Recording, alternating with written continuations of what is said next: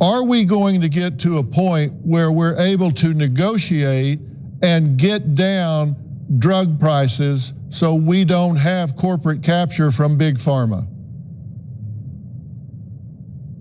Well, I think those are two different questions, Phil, because the corporate capture is from pharma purchasing Congress and controlling the regulatory agencies. And it does that through a number of mechanisms. One is it does have a tremendous amount of money. There's now 2 to 3 lobbyists on Capitol Hill for every congressman and senator.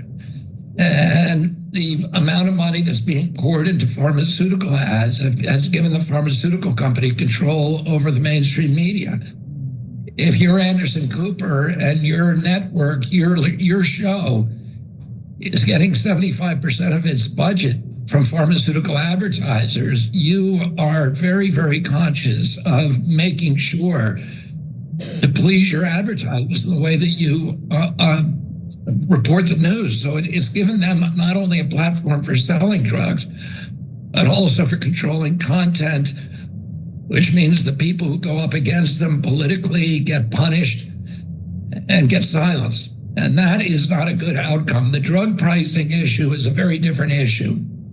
And drug pricing, we have to get control of a pharmaceutical company. There are things being done by the administration right now to lower drug pricing. We're negotiating over 15 of the most common drugs, including the GLP drugs, that people are, we're paying $1,200 for GLPs, for these weight loss drugs in our country. And in England, they pay $88.